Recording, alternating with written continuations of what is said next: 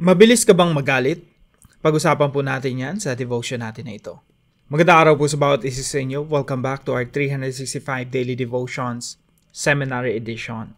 Now, bago po ako magpatuloy, gusto ko po nang batiin si Hannah. I hope patuloy kang lumalago sa iyong pananampalataya, sa pagkakilala sa Diyos, at the same time lumalago sa pagsunod sa Kanya. Now, yung topic po natin ngayong araw ay patungkol po sa patience, pagiging pasensyoso. Patience in reference to God is His goodness in withholding deserved punishment from sinners over a period of time. It reflects His character, long-suffering character. He does not rush to anger. Salamat sa Diyos kasi hindi siya mabilis magalit. But gives space for repentance. Lagi siya nagbibigay ng pagkakataon para tayo magsisi sa ating mga kasalanan. God's patience is not weakness or delay, but a purposeful display of His mercy toward both the elect and the rebellious. His patience magnifies His justice, as no sin goes unpunished, and His grace, as many are led to salvation during this delay. We should never presume upon God's patience, but respond with repentance, reverence, and gratitude. Na yung verse po natin ngayong araw, matatagpuan po sa Nahum chapter 1, verse 3.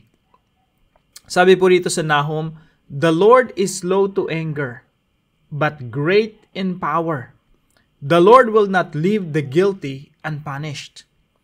Ang Panginoon ay banayad sa galit, ngunit may dakilang kapangyarihan. At sa anumang paraan ay hindi pawawalang sala ng Panginoon ang nagkasala. Now, ito pong Nahum, naisulat po ito mga around 700 years before the birth of the Lord Jesus Christ. At ito po yung mga panahon na sinakop ng imperyo ng Assyria yung Israel.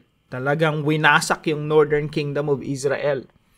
At yung mga tao humihingi ng hustisya sa Panginoon. Yes, naging makasalanan yung Israel, pero mas makasalanan yung mga Assyrians na sumakop sa kanila yung imperyo ng Assyria. Now, sabi po rito, "The Lord will not let the guilty unpunished." Yung nagkasala, hindi hahayaan ng Diyos na hindi maparusahan. Kailangan talagang parusahan. Pero, sinasabi po rito, the Lord is slow to anger. Mabagal magalit ang Diyos. Nagbibigay siya ng pagkakataon na magsisi yung mga tao. And in fact, makikita niyo po sa istorya ni Jonah, si Jonah yung sinugo ng Diyos sa Nineveh. Nineveh po yung capital ng Assyria. Gusto na ni Jonah na wasakin yung Nineveh. Pero yung Diyos pasensyoso. Sabi niya, ayokong wasakin yung Nineveh. Gusto ko muna silang magsisi.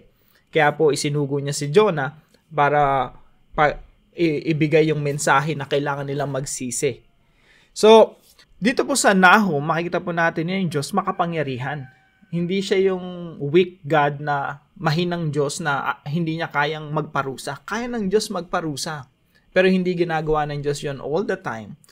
Sa halip, nagpapasensya ang Diyos upang tayo ay mabigyan niya ng pagkakataong makapagsisi. So, ito po ay ilan sa mga katuruan natin ngayong araw. God is patient and slow to anger. Dito po sa Nahum chapter 1 verse 3, "The Lord is slow to anger." Hindi lamang po ito sa verse sa Nahum Makikita niyo po ito sa mga verses dito na inilagay ko po rito. In fact, napakarami po sa Old Testament na paulit-ulit na sinasabi ng mga propeta na the Lord is slow to anger. In fact, nung kinausap ng Diyos si Moses, yun din yung revelation ng Diyos kay Moses, "I'm slow to anger." Mabagal akong magalit. At isang napakalaking bagay na pinagpapasalamat natin sa Panginoon, ako particularly, nagpapasalamat ako sa Panginoon kasi yung Diyos, hindi katulad nating mga tao na minsan mainitin ang ulo. Yung ibang mga, yung mga pinanganak ng 80s and 90s, no? Madalas sila yung mga nakaranas na minsan isang mali lang pinapalo na agad ng magulang, ng tatay especially.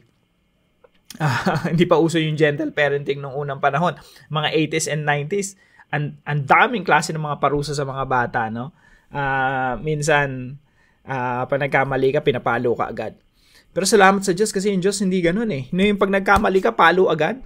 Yung Diyos, pag nagkasala ka, most of the time, bibigyan ka niya ng time to repent para magsisi. The Lord is patient and slow to anger. Salamat sa Diyos kasi yung Diyos hindi katulad ko Minsan mainitin ulo ko, minsan nagfe-flare up, yung biglang nagagalit. Lord, thank you kasi kung yung Diyos ay katulad ko, baka matagal ko nang pinuksa yung sarili ko, no? Kung yung Diyos ay katulad ko, baka matagal ko nang pinaulan ng apoy at pinuksa yung sarili ko. And sa atin, maraming mabilis magalit dyan, mga asawang lalaki, asawang babae, mga konting malilit na bagay, nagagalit agad. Salamat kasi hindi natin katulad yung Diyos, no? And mabagal siyang magalit. Laging merong time for us to repent. Lagi tayong binibigyan ng panahon para magsisi. God is patient and slow to anger. Number 2, God delays justice to extend His grace. Minsan, iniisip ng tao, ginawan tayo ng kasamaan. Gusto natin parusahan agad ng Diyos yung nagkasala sa atin eh. Pero pag tayo naman yung nakagawa ng kasalanan, ayaw naman nating parusahan tayo ng Diyos. No? Gusto natin i-delay ng Diyos yung kaparusahan at bigyan tayo ng chance sa makapagsisi. Pero pag ibang taong nakagawa ng kasalanan sa atin, minsan ayaw natin ang magpasensya. Gusto natin, Lord, parusahan nyo na nga yan. Samantalang yung Diyos, pinagpasensyahan tayo. Now, sometimes iniisip din naman natin, katulad dito sa Nahum, na, Lord, are you weak? Mahina ka ba? Sabi nga dito, the Lord is slow to anger but great in power. Kasi ng mga panahon na yon, marahil yung ibang mga tao iniisip, siguro yung Diyos hindi makapangyarihan sa lahat. Kaya hindi niya na-execute yung justice. Pero sinasabi dito sa Nahum, the Lord is slow to anger but great in power. God has the power to execute justice. Kahit right now, pwede niyang i-execute yung hustisya. Pero kaya hindi niya ginagawa because He is slow to anger. God delays justice. Yung hustisya niya, dinedelay niya. Kaya sabi dito, the Lord will not leave the guilty go unpunished. Ibig sabihin, pag guilty ka sa harapan ng Diyos, talagang dapat kang parusahan. Pero i-delay ng Diyos yung pagbibitaw ng kaparusahan. Para ano? Para magbigay ng pagkakataon sa ating manumbalik sa Kanya. Kaya po, God delays justice to extend His grace. Kaya nga po, meron tayo tinatawag na grace period. Yung grace period na yon, yun yung time na kailangan natin magsisi at manumbalik sa Diyos. Bago yung pasensya ng Diyos ay ihinto niya at ibigay sa atin yung kaparusahan. Hindi ba kayo nagpapasalamat sa Panginoon? Hindi pa bumabalik ang ating Panginoong Hesukristo right now. It shows that God is still giving people time to repent. I don't think na may chance pang magsisi ang mga tao pag nanumbalik ang Panginoong Hesukristo. Yung mga mahal natin sa buhay, dapat magsisi na sila at manumbalik sa Panginoong Hesukristo. Ngayon na mismo. Hindi na pinapatagal yun. Hindi na inaantay yung second coming na ating Panginoong Hesukristo para magsisi. God delays justice to extend His grace. At pangatlo po, we must be quick to repent. Dapat po tayong mga tao ay mabilis magsisi. Ang Diyos, mabagal magalit. Tayong mga tao, dapat mabilis magsisi. Kapag iniisip po natin na, matagal namang magalit ang Diyos eh. Sige, tutuloy ko muna itong kasalanan ko. Minsan kasi may mga ganun tayong mga mindset, no? Na gracious naman si Lord eh. Mapagpatawad naman si Lord. Sige, tuloy ko muna itong kasalanan ko. Tsaka na lang ako magsisisi. Or mamaya na lang magsisisi. Or bukas na lang magsisisi. Tutuloy ko muna ito. Total, masarap naman magkasala. Mga kapatid, we must be quick to repent. Dapat tayong maging mabilis sa pagsisisi.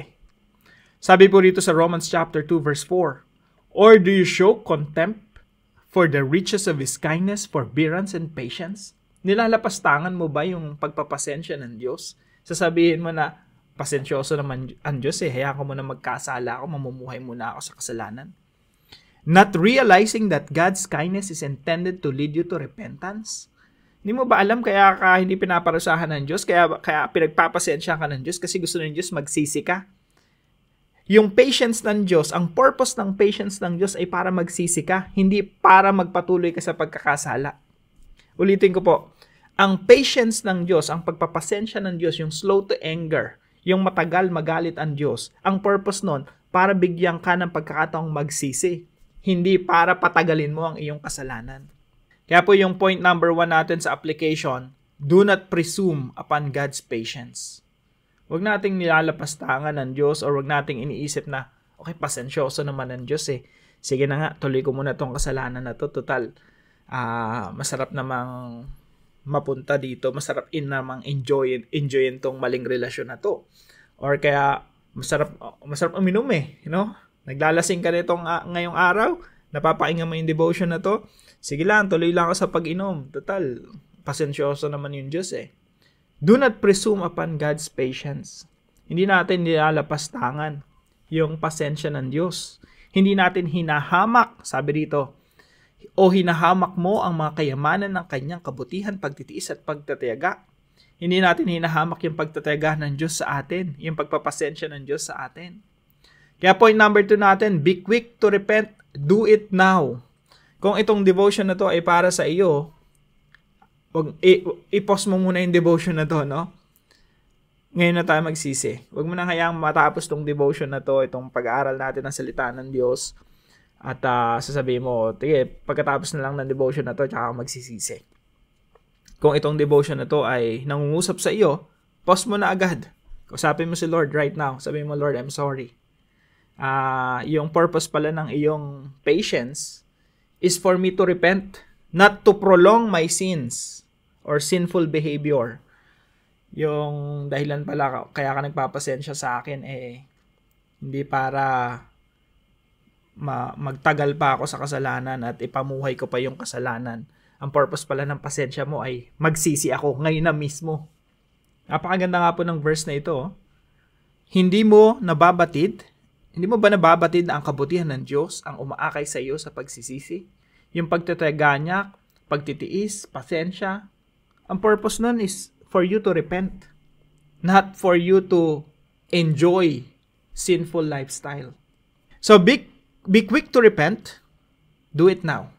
Huwag mo nang patagalin pa. Ngayon na. Magsisi ka na. Magsisi na tayo. Number 3, be patient just as God is patient. Mabilis ka bang magalit? Maganda ng una nating tanong, no? Mabilis ka bang magalit? Mga kapatid, kung mabilis tayong magalit, unang-una, salamat sa Panginoon, ang Diyos ay hindi mo katulad. Hindi ko katulad. Now, kung mabilis kang magalit, now is the time to repent as well, no? Kasama yan sa pinagsisisihan natin na, Lord, pasensya na po kasi mabilis akong magalit. Be patient. Maging pasensyoso tayo. Habaan natin yung ating pasensya. Magkaroon tayo ng self-control. Yung Diyos natin, mapagpasensya, pinagpasensyahan nga tayo eh. Ganun din tayo sa iba. Hindi yung konting, para tayong minsan mga nana eh. Yung makanti mo lang, nagre-react, nagagalit agad.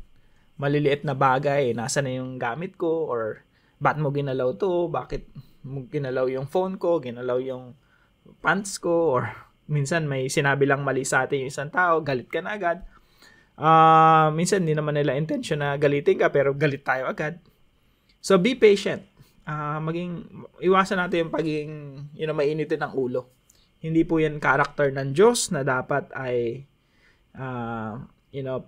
pinapanatili natin sa ating mga sarili. Sa halip, binabago natin. Nagpapabago tayo sa Panginoon. Now is the time to turn away from those kinds of behavior na mainitin ng ulo, mabilis magalit. Kasi yung Diyos natin na sinusunod, Diyos natin na ginagalang, Diyos na sinasamba, ay pasensyoso at matagal magalit. Tularan natin ang Diyos. Sabi nga sa Bible, be holy just as God is holy. This time po, be patient just as God is patient. Kung paano matagal magalit ang Diyos, gawin nating ganun din yung ating mga sarili. Matagal magalit. Hindi mabilis magalit, kundi matagal. Now, para po sa ating discussion, why should we be quick to repent? Bakit po ba dapat mabilis tayo magsisi? Kung matagal ang Diyos magalit, dapat tayo ay mabilis magsisi.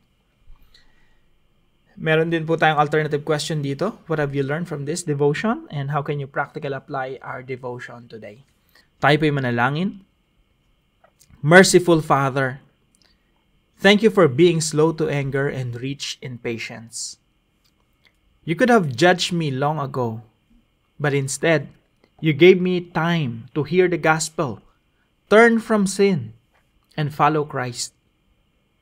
Forgive me when I take your patience for granted. Help me to respond with humility and repentance, not stubbornness. Make me patient with others, just as you are with me. May your long-suffering love lead more people to salvation. I worship you for your kindness, your timing, and your faithful mercy. In Jesus' name I pray. Amen and amen.